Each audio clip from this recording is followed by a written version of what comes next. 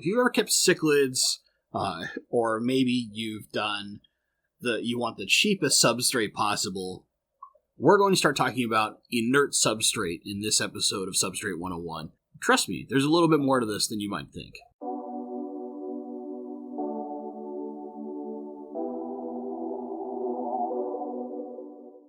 Hello everyone, this is Bentley, and today we're going to do the second part of the Substrate 101 series, and we're going to be talking about inert substrates. So just a refresher, if you you missed the first episode, that's going to be up in the corner here shortly. Inert substrates are things like our sands, gravels, anything that does not affect the water column's chemistry. So when I say that, that means like they're not going to soften or harden the water, they're not going to change the pH, they're not going to add or remove nutrients. The goal is just to be there. Most commonly, we're doing this with sand. Something like this, my little demo box of sand here. This is just some standard pool filter sand. It's seen some time in a tank, stuff like that, but sand is really cheap. That's probably the best benefit of it. And you can get all sorts of different colored decorative sands. You can get coarse or very fine sand. So let's talk about why you would use each of these as far as sand is concerned, and where the benefits are from having sand versus the downsides of having sand. So the major benefit of sand is that it's super cheap. You can get pool filter sand and play sand extremely cheap at a hardware store. Now, if you want a slightly nicer decorative sand, you would want to go to places like that sell ADA or look for Carob Sea products. Carob Sea has quite a lot of really nice decorative sands. ADA has the beautiful like La Plata sand or Colorado sand. They have several others. Those are the two that always stand out of my head. There's the more like white sand beach kind of sand, and there's that beautiful kind of yellowish orange in the Colorado, which has a little, kind of a more natural feel to it, if you ask me. The big benefit to sand is that you can get it cheap. It's really good for certain species of fish. Examples would be like cichlids or earth eaters, anything that wants to pick at the sand. This can also be really good for like your plecos because it's really simple. They're less likely to get something caught and choke on it. Corydoras can sift through sand very, very easily. But the problem with sand is that unless you get a very coarse grain sand, which is typically a specifically decorative sand, it's going to get very dense and compact. This little container is surprisingly heavy compared to the other containers of stuff that I have. And that's just because the sand, in order to fill volume, is very, very dense because of how small the grains are naturally. This doesn't seem like a bad thing, but let me explain why that sucks when it comes to a planted tank. Our plant roots are going to struggle to establish themselves here. They're going to waste a lot of energy to push roots down into the sand area, even something as thin as this. Where when we look at aqua soils and stuff like that, they're usually a clay ball, they're more coarse. It's very easy for roots to spread in that. The other thing is that when it's very dense like this, there's very little water flow and oxygen moving through here. This leads to creating anaerobic bacteria. What is anaerobic bacteria? Anaerobic bacteria is a special type of bacteria that exists only in low oxygen environments. And what it does is it converts nitrates into ammonia. So it does the reverse of what we normally want in our fish tank. Now this can be extremely helpful. There are plenty of tanks that use a method called a deep sand bed. And the goal of this is in order to have something that will process the nitrate that the rest of the filtration is producing when it changes ammonia to nitrite and that nitrite to nitrate. Now you would have anaerobic bacteria to process the nitrates back to ammonia in small amounts, and it creates this cyclical experience, environment, call it what you will, that processes all of that and can keep everything nice and safe for fish without having things like plants to absorb the nitrates. And in theory, if you do this correctly, you never have to water change. You just have to top water off. The problem with this is that in order to set this balance correctly, it is very careful, it is very cautious, and it is very difficult. It takes an extremely experienced aquarist to get this running correctly, and you need a lot of sand. We are talking like 10 plus inches deep of sand, so you typically need larger tanks or to do something very specific where you've got a big hill of sand that creates this pocket of anaerobic bacteria for the rest of the tank to function. On the decorative side, beyond just sand, you can also look at things like gravel. Oh, a nice little bit of river stone here. See, just small little rocks, right? There's all sorts of gravel and river stones, to painted hot pink, to the stuff that matches your favorite sports team. You can get gravel, I swear, in pretty much everything. And what is nice about gravel is that, again, like sand, it is very cheap. However, if you want to get the decorative stuff that's a little more pretty, it's not quite as cheap, but it gets a lot of different visual qualities that can be pretty or simulate things like riverbeds, where you've got lots of very fine, round stone. This can be great for certain species of fish, things like loaches that like to dig down and they have those pointed snouts. They actually do really, really great in things like gravel. However, again, because this is an inert substrate and now we've got a much coarser grained thing, you're going to get lots of detritus settling in there, and there's nothing really to handle that detritus, so you're going to have to gravel back quite a lot. When it comes to plants, this is far more coarse. You can see there's room for roots to start growing and for the stems to establish things. The problem is gravel is not very porous, so it's hard for those plants to actually grab a hold and make a solid root structure. And this matters long term for the health of your plants. To get really lush plant growth, we have to have a lush, very, very healthy root system. And without some kind of fertilizing substrate, that root system's not going to be as healthy as it could be. And often, even in my own testing, while I can get stems to grow in something like this, it's nowhere near the same as putting them into something like an aqua soil. Now, the benefits of something like this is that you could use gravel in order to create something where there's still water flow, so we're not going to create anaerobic bacteria, but create height and space. It's very wonderful as a decoration to add more realism. You can have actual big stones. Where you have big stones, you almost always have little stones. The example, again, like you want to make a river or stream system, those very commonly have lots of small worn stone at the bottom, or it can be an entirely gravel bed. Stone is great when it comes to decoration. Gravel makes a very wonderful appearance in a tank.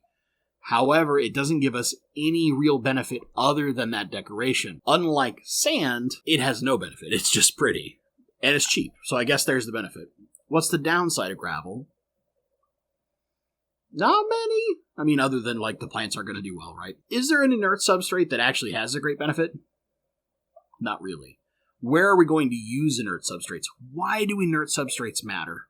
If we're not that worried about having much more than, say, epiphyte plants, like Java ferns, like this giant one right here behind my head, or Anubias or something like that, things that attach to rock and wood, then we don't need a really nice planted tank substrate, and we could just have a simple gravel or something like a sand.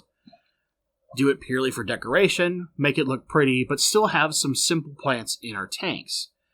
If we want actual, like, planted plants into the substrate, stems, crypts, all that kind of stuff, where we're going to use gravel and sand is purely for decoration. We're going to look for, in aquascaping, creating paths or creating areas that aren't densely planted, that create some open space and make the aquascape feel larger than it is, or make something feel a certain way, like islands or hill valleys, things like that. That's where we're going to start using gravel and sand. The kind of final negative when it comes to inert substrates, and this almost is always exclusively just sand, is that a cheap sand, like this stuff here, is silica-based. And what happens with those is that they will create lots of silicates in the water. When you get silicates in the water, you get algae. And it will seem like for no reason I'm getting algae in my tank. I'm doing everything right. I have healthy plants. I'm fertilizing. I've got good light. I've got CO2. Why am I getting algae? And this might even be algae on the sand itself. Why is my sand turning green, man? Silicates. The algae is feeding on the silicates that come out of the sand, and it can be nearly impossible to reverse without having basically no sand in the first place. We've talked about this. There's lots of negatives. There's only a few positives. Why do people use sand? Other than it's cheap, it looks pretty. It's bright. That bright color can make a lot of color in your fish pop. Certain fish do really good with dark substrates and dark tank backgrounds, like rainbow fish. Other fish, like a lot of your neon tetras and stuff like that, they just look really good on sand. Or like your earth eaters, man, they do so much better when they're on sand because they actually have stuff to move through and chew out of, and that's their natural habitat. As a decoration, we can use sand to create all sorts of visual effects, and we don't need a lot. You can have a very thin layer of sand on top of all your aqua soil, and you just have to very carefully manage it in order to keep it looking nice and clean. So that's it. That's your benefits. That's your cons. I know a lot of it seems like it's mostly cons to using inert substrates. Really the end here that I want to stress, and I'm going to say this again, I want to stress this very heavily. Where we use inert substrates is kind of two reasons. Decoration, or because we're setting up a planted tank that is almost purely epiphytes. We don't need to actually physically plant very many things into the substrate. So we can rely on having a pretty decorative substrate instead of a nutrient-rich substrate that's going to help and be beneficial to the plants.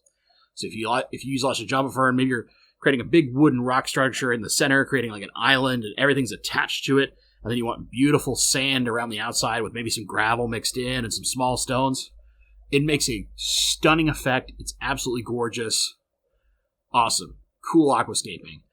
Just don't put plants into the sand. They're not going to be very happy in the grand scheme of things. And you're going to have to do a little extra cleaning work. And more than likely, if you want to prevent any algae, you're going to have to buy a really nice sand. And the biggest benefit to most sands, in that they're cheap, goes away. That's it, guys. That is your Substrate 101 on inert substrates. Or maybe more accurately, decorative substrates. What I'd really like to hear from you is down in the comments below. Did you learn something about substrate from here when it comes to the inert substrates? Do you prefer using inert substrates? Maybe you always use sand in every tank, or you always use gravel. You don't like using expensive aqua soils. I'd love to hear down in the comments your guys' feedback. If you enjoyed this video, give it a little like. Maybe even share it if you got a friend who's about to set up a tank and was talking about, like, I'm going to put sand in there. And you were like, don't do it. Here's why.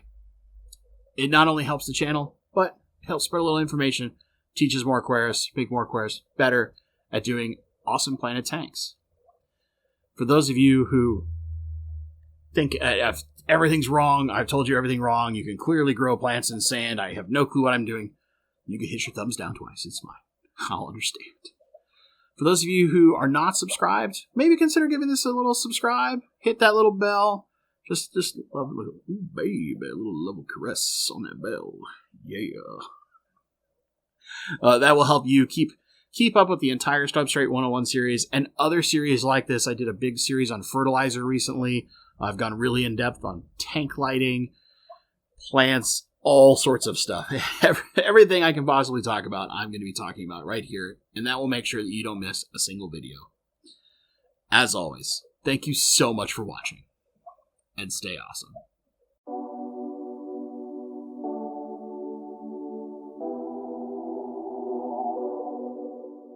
Alright, so we're at the end of the video. And I want to talk about one last thing about inert substrates. It's kind of a bonus for those of you who are here. I have done several tanks and experiments with inert substrate. And I have had the issue of algae in the sand constantly. Like, I got tanks in the grow room where my rainbow fish are, you guys have seen, the sand's like green because it's full of algae. And it drives me absolutely crazy because they don't have like the tank space to completely tear that tank down, move the fish, rebuild that tank from the ground up, and make it a nice, beautiful tank. But it's like healthy enough to have the fish live in it. But it just drives me crazy, right? So I'm one of the biggest proponents you're going to find out there. It's going to say don't use sand substrate unless it's purely for decorative reasons or you have a ridiculous cleaning schedule. Someone like me who works a lot and like I get my water changes done, but I'm not like gravel vacuuming weekly or twice a week. My sand's going to get ugly. It's going to get full of algae. It's going to get nasty looking. It's just going to happen. So that's kind of my last little like personal experience with that stuff. And what I will say is, like, as a kid, I just had gravel and we had fake plants everywhere. And I think that's perfectly fine if you're in a water type where it's like impossible to grow plants. using decorative gravels. Like, I love the brighter river stone and all the stuff where it's like the almost agate looking. I love that stuff. I love the way it looks. And I've put it in tanks before to do experiments with in like my little containers, like you've seen me showing here. But yeah, just man, I struggle with inert substrates, and I basically stopped trying to like use an inert substrate in any decorative fashion because I've had so many problems with them. What I will say is the one that I had the least problems with. I have never done the ADA stuff just because by the time I started buying that kind of stuff, I only wanted like planted substrates. I want plants everywhere. I don't need pretty stuff. I tried the Carob Sea stuff, and I quite like that product, actually. There's a bunch of Carob Sea sand in my big rainbow tank, so you'll know that big rock structure that's in there. It's actually over Carob Sea sand, but were I to redo that tank from the ground up, I would not have the Carob Sea sand at all. I would just have more planted tank substrate and more plants, and just go from there. So that's the inert substrates. I really hope you guys enjoyed that. Comment down below. Tell me your experiences. I love hearing from you guys. It's probably my favorite part about doing this whole YouTube thing is being able to interact, answer questions, answer comments, just see kind of some of your stories. It's really just a fun way to create a community and a feeling of mutual love for this hobby that, man, it really gets me jazzed. So, all the usual spiels, like, comment, subscribe, help the channel. Wow, magic YouTube algorithms. And all that stuff. It really does help channels. Seriously, especially if you're not a subscriber and you subscribe, man, that tells YouTube all sorts of stuff. It's even better than like becoming a member. But if you've been watching this and you really appreciate that, maybe consider becoming a member down below. You get all sorts of cool benefits. You can even get me talking about you in a video. It's true. It can happen. As always, guys, thank you so much for watching. And stay awesome.